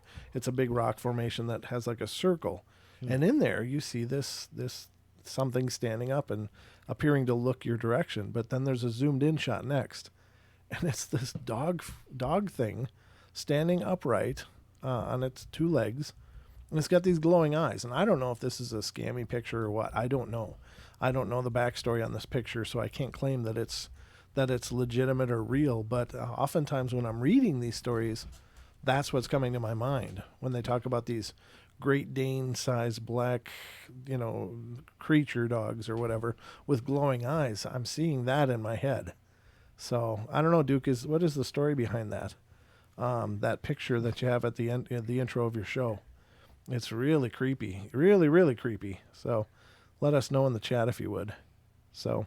Yeah, well, he says Skinwalker and Dogman are both supposed to have yellow glow eyes. Now he also refers to Dogman as something else. Not too bad, but he said it was disrespectful, so I won't mention that he called them muttmen because they just are what they are. But yeah, that'd be interesting. So yeah, yell it out, Duke. Let us know. Yeah, very strange. I don't know. It's a cool picture though, but that's exactly. He says origin unknown. Yeah. Okay, yeah, that's a creepy picture. And if you guys head over to Duke's channel, check out. Check out all the shows. Obviously, they're great, but check out that intro montage of different photos. There's one that looks like this dog creature standing there, and I don't. When I'm thinking of Dogman, it doesn't look like that because. In my head, it doesn't, because Dogman is usually described as hairy with fur. Right. Whatever this thing looks like, it looks like one of those naked Sphinx cats, but except looking like a dog instead of a cat. It's really creepy looking. Very strange. When I think of Dogman, I think of the werewolves, like out of Van Helsing or Underworld. Underworld, yeah. And oftentimes, witnesses are describing them just like that. They say. What I saw was just like the ones on Underworld. They're often described by that measure. People say that it really is very, very, very similar to what they experience, which makes it absolutely terrifying, of course. Right. Yeah, absolutely. And additionally, a lot of the Dogman reports that they have like wolf-like ears, or German Shepherd style. That's really upright ear kind of thing. Duke says, and the Dogman howl during that segment is the recording by Cindy. Oh, God, I wish that recording would just go away. I don't like that idea in this area. I really don't. Actually, there's a lot of Dogman activity being researched in our areas. Gosh, I'm just telling you. Gosh, stop. Hey, don't stop it. You can't. It's our show, Don. Yeah, I know. It's kind of what we do here. Hey, just stop the show. Stop it. We're done. No. Tune in to next week's Flower Time with Don Longbeard. I'll have my beard plated with daisies in it, and I'll smell of patchouli. Jesus. I'd shoot myself. You're going to have to find a different studio for that show, Don. Yeah. You'd have to do that from the Longbeard remote location. And out in the desert, we find a long hair. Yeah. The long beard. All right, so we got another one here. I'm just going to keep going down. Okay, all right. We can always use this list for a podcast because it's a separate show altogether. Yeah, but true enough. All right, it says they don't eat granola and hug trees. Does Dogman eat granola and hug trees? Oh, I think that's what she was saying. Or is she talking about longbeards? Oh, yeah, that's probably it. Yeah, longbeards eat granola. It's Cha-Cha saying that, so of course. Absolutely. We haven't done. Oh, I'm sorry. Go ahead. Oh, go ahead. I haven't started reading yet. Anyway, no, I was just thinking we haven't done a shout out yet. Out? Yeah, shout outs. Okay. Oh, to who's here? Yeah. Well, we should do that. Okay, so. Oh, you're going to do it? Yeah. Okay, go ahead. First on the list is Sage. How are you, Sage? Bell Pepper, got Duke, Cha-Cha. Bell Prepper, I think. Bell Prepper? Oh, it is. I've never noticed that.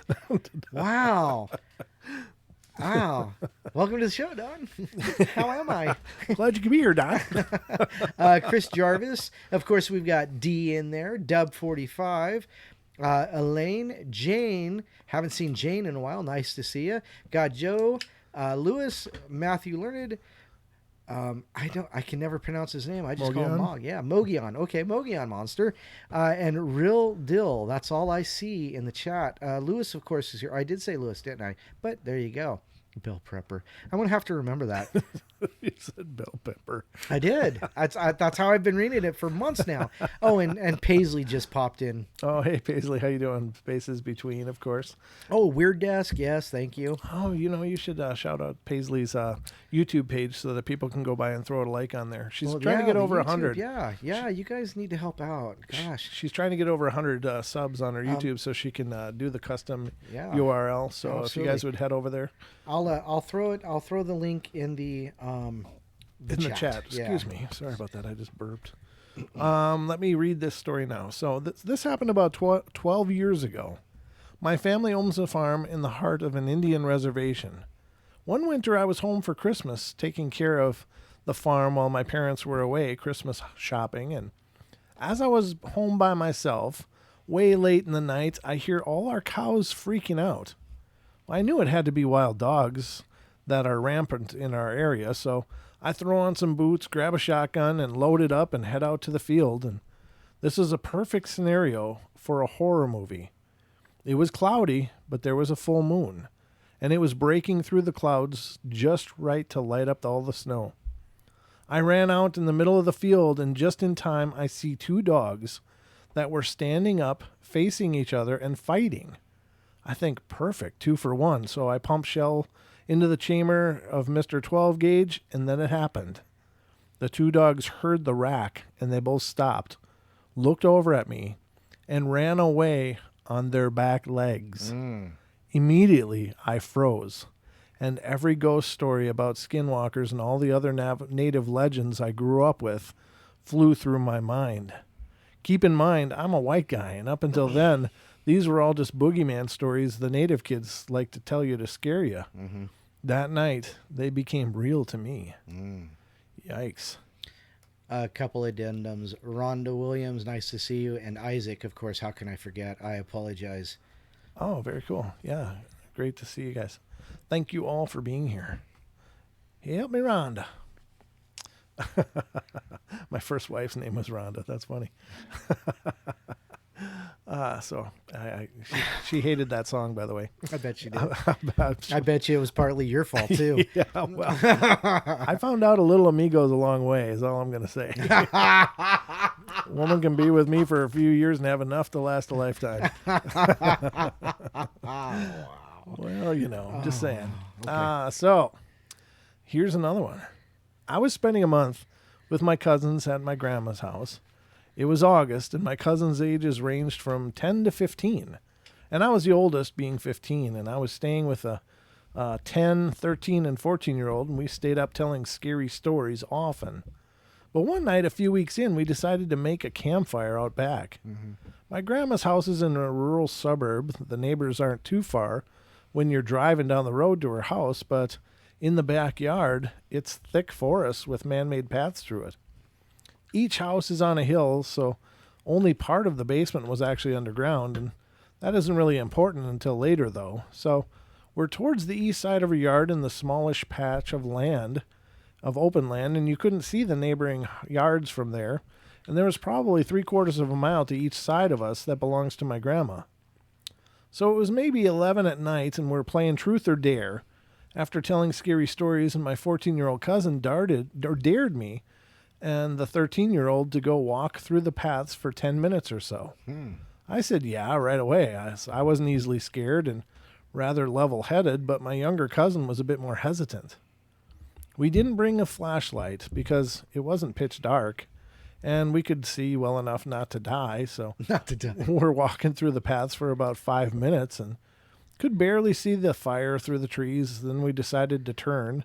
In the middle of the path was a large dog-like creature, hunched over with its front hands an inch from the ground. What I remember most was how its eyes were so freaking bright white.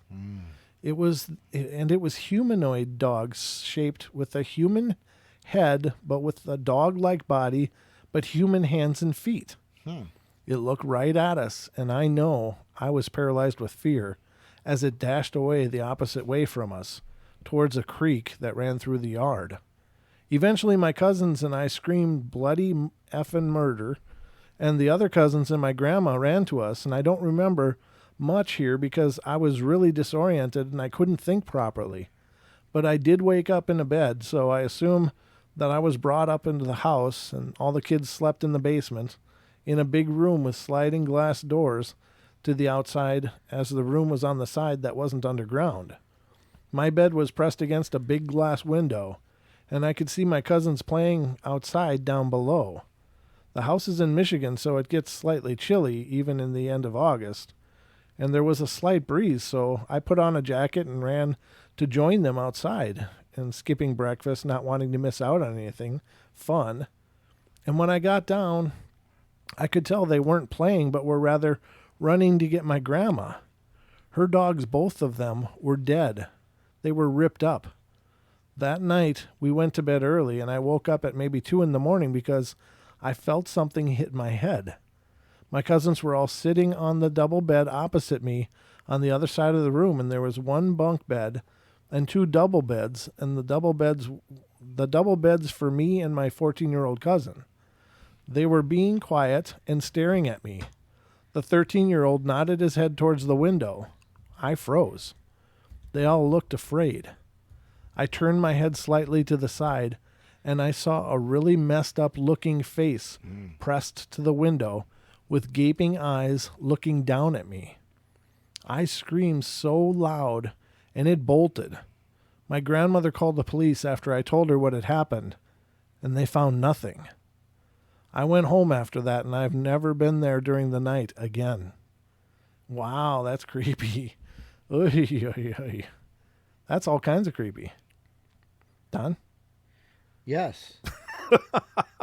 But I mean, well, when you're just looking up and there's something staring at you with. Could you imagine all you're separated by is like a little pane of glass? No, because that's not much. That's not much, and especially if it's something really freaky. Yeah. I mean, that's all the distance you've got, and that's all the time you've got, is whatever that pane of glass is going to provide for a distraction. Right. Oh, horrible! What a horrible, horrible thing. So the next one.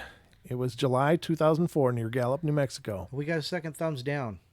What? I think somebody accidentally pushed it just recently. Okay, so if you've thumbs up, re-thumbs up just to make sure. Yeah, make sure it's blue. So, and if you did a thumbs down, you should go to hell. You should go. You just go on and get to hell then, will you? In July 2004 near Gallup, New Mexico, I had my first and only encounter with a skinwalker. Before this, I used to say, I'll believe it when I see it. Well, I'm a believer now, and what I saw was not full human, nor fully animal. I was moving and had just completed the cleaning and was with my 10-year-old son, and we had called it a night and were heading to our new place. As we walked out the front door, I saw a figure move from behind my neighbor's car to a nearby tree that stood between our apartments. It didn't have red glowing eyes, snarling teeth, or a rotting smell. It did move quickly, but not quick enough to avoid the light from a nearby light post and the porch lights. It didn't look at me or come towards me. It moved as if it was trying to avoid being seen. I was within 15 feet of it, but I did not look back to fully inspect it. What I saw was a wolf-like animal that sort of resembled the beast in Beauty and the Beast, just not cartoonish. Mm-hmm.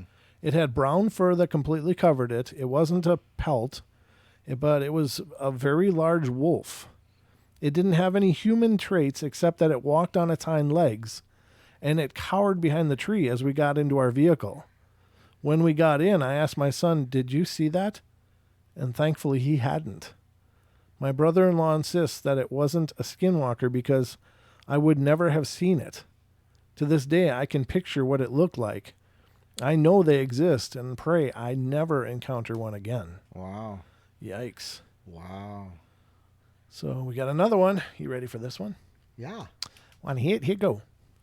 This didn't happen to me, but a very close friend of mine, and I've heard a lot about coyotes and skinwalkers and had a weird experience or two with coyotes. Creepiest was waking up in my sleeping bag, being surrounded in paw prints without ever hearing them during the night. Mm-hmm. Oh, that is creepy. But never anything paranormal, so to speak. Patrick's story, however, kept me from going back to my favorite backcountry secret stash.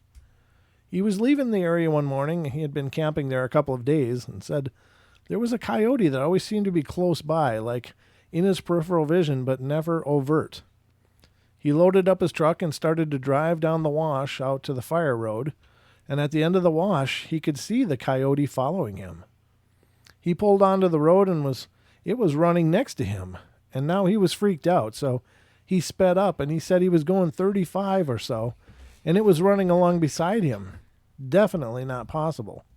When he looked back, the coyote was running on 2 legs and was wearing what Patrick said looked like buckskin pants. An instant later, it was a person wearing a coyote fur keeping pace with his truck. When he looked again, it was gone. We never went back to the grove after that. Wow, so it like transformed a few times. Wow. That's craziness, huh? There's just so much we don't understand. Yeah, well, yeah, there's so much we can't find to understand anything. Well, that's true too. Wow.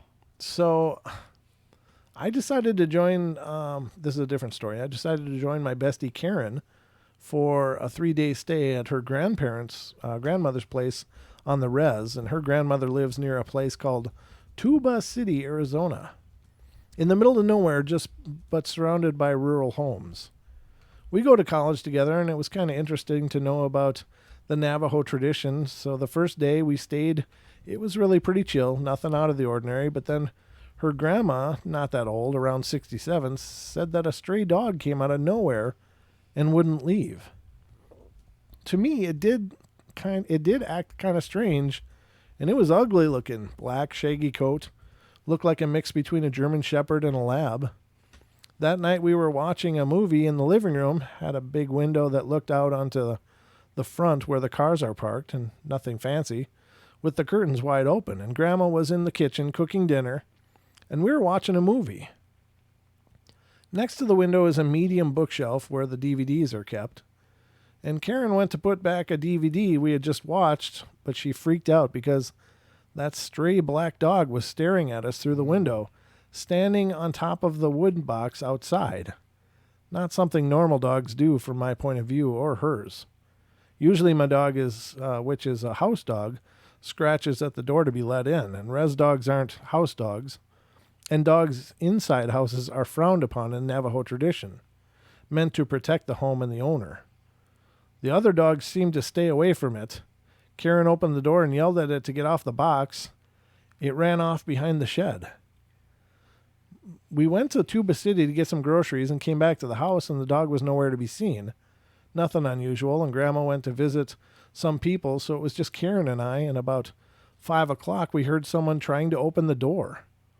Both of us looked out since there had been no car heard and no dogs barking, looking out the living room window to the door, and there was the dog trying to open the door with its paws. Huh. Yeesh. 2 paws wrapped around the brass doorknob, standing on its hind legs. I thought that was weird, but wasn't really freaked out but Karen was. She opened the door and chased it off, and Grandma came back later, and Karen told her, well, Grandma didn't like what she heard.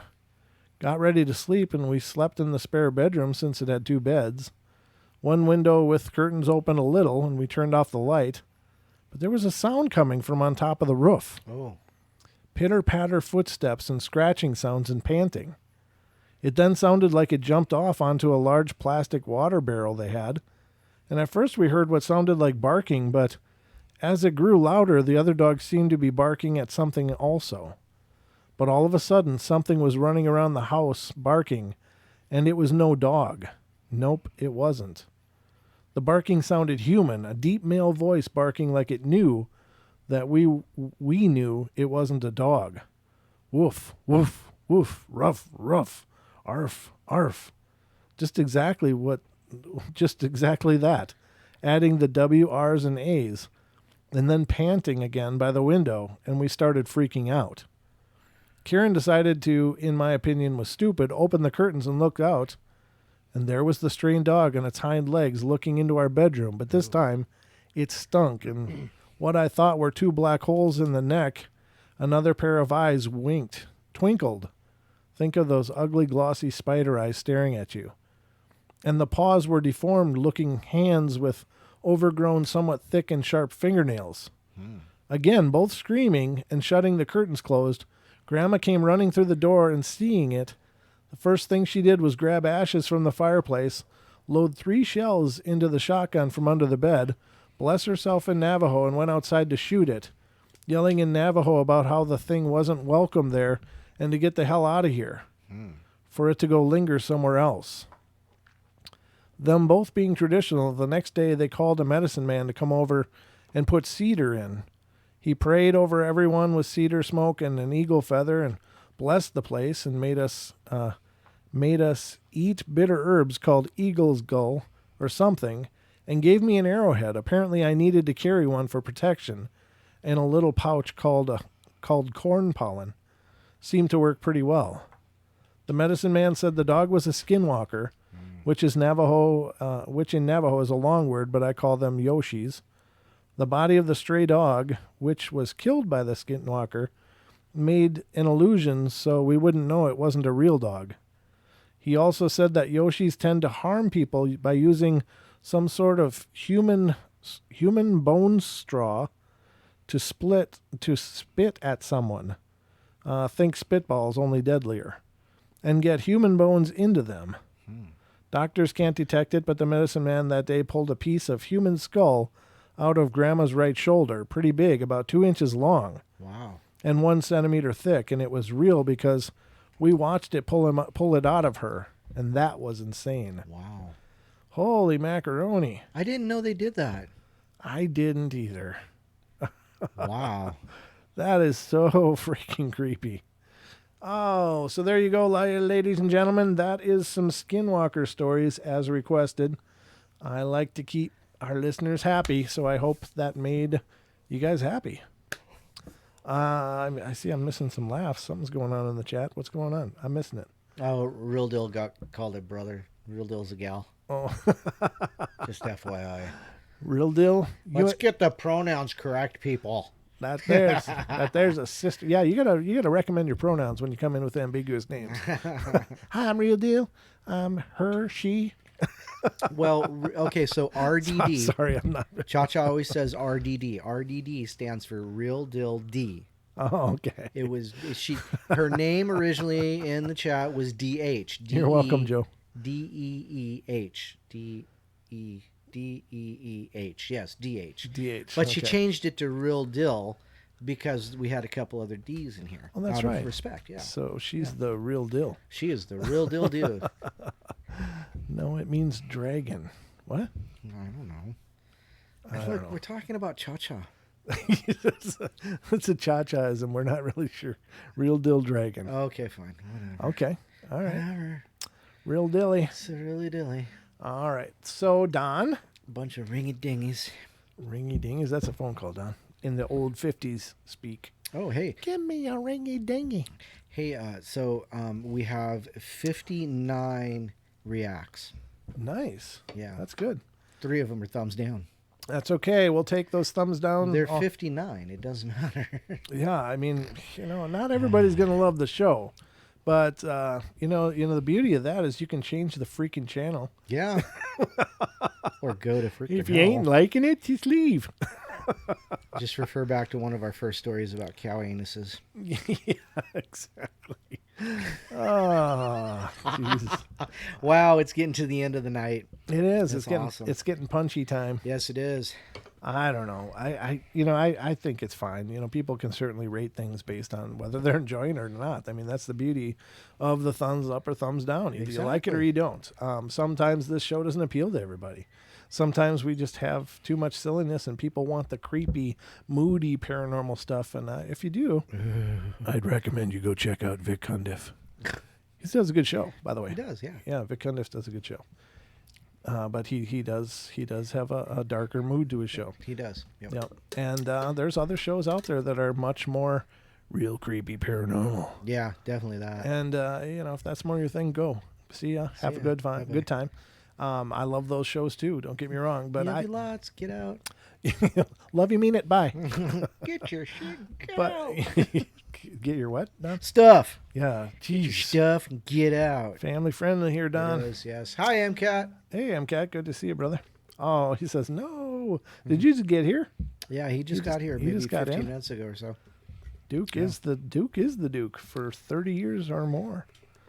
Yeah, good to see MCAT. We're still hunting for a location to do another investigation because St. Ignatius didn't work out. Really? Yeah, MCAT actually reached out and talked to them, and they are all shut up until tours start next year again or something. But Yeah, I thought it said something about February, but that's not that far away. well, yeah, it's not, but we don't want to do it as a tour anyway. Well, that's true. Yeah, we want to be in there by ourselves, or with one. We don't want a bunch of one other extra. people wandering through, contaminating things. We want it to be a very organic investigation. So we'll keep looking, ladies and gentlemen, and when we find something, we'll be sure to make it happen, as much as we can anyway. So, yeah, replay is great. Duke says replay is great, MCAT. It should be. I hope it's a good replay, but again, I don't really take too much umbrage with the thumbs down. I mean, that's people's right. They can do what they want. They can say what they want. But honestly, if you don't like the show, then give your thumbs down and then don't come back. Take it, turn it Somebody over, comes sit back. down. Somebody comes back every show. I know. And does the thumbs down. Like, okay, really? Is this like the best you've got? Oh, I hate that show. God, it's coming on. I got to get over there to give my thumbs down. Whatever. So, anyway, guys, Don, anything you got left? Thank you. As always, we love you. Go visit the Paranormal Portal store at teesprings.com/stores/paranormal-portal. That would be great. We would appreciate it. And we hope Julie is having a speedy recovery today. So she's having a little work done. And oh, that's right. That was today? Yeah. I totally forgot. I'm so sorry. Was that? Yeah, but you don't maybe get errant Wookiees on camera when doing indoor research, Brent. That's true. That's true. We got to get out there and find the real stuff. Oh yeah, and for everybody who hasn't seen it, check out the beginning of the show or go see it on Duke's channel. But it's better to watch it on ours. I love you, Duke, but no, good. Yeah, definitely fishing for another thumbs down because I just don't care. Yeah, it's a good. I mean, he really showcased it brilliantly. Yeah, it was awesome. So thank you for that, Duke. We appreciate it again. You really did a bang up job. And what we're talking about, if you missed the beginning, which he did. No, well, MCAT did, but I'm just talking to anybody else. Dub45, how you doing? But we captured something on camera up in Coloma. It looks like something ducking down up in the trees there, and you can certainly go check it out. The video is at the first part of this tonight's video, or you can head over to World Bigfoot Radio and check out Duke's video compilation he made of it. He did a really good job. He slowed it down, did frame by frame, zoomed in. He really did a brilliant job. So it's worth a look. Anyway, ladies and gentlemen, I'm not saying it's a Bigfoot. I'm not even saying it's paranormal for sure, but it's something that I can't explain. Whatever it is, it was there. What? Oh, that's an up. It's not a middle finger. Oh. Yeah, that's like a pointer finger up. Yeah, okay. Dang. All right. Anyhow. All right, guys. So I guess that's going to wrap it up for us tonight. Thank you so much for being here, everybody. We love you all. Be good, be kind, be nice. Take care of each other. Help each other out. Find the magic in every day, and remember to laugh as much as you can. And that's the key. That's what we like to do with this show. We like to laugh. We like to have fun with it. There's plenty of other shows that do really moody and dark paranormal. We are not one of them. So if you like your paranormal dark like coffee, head over somewhere else. All right, guys. Love you bunches. I guess that's it. Good night. Good night.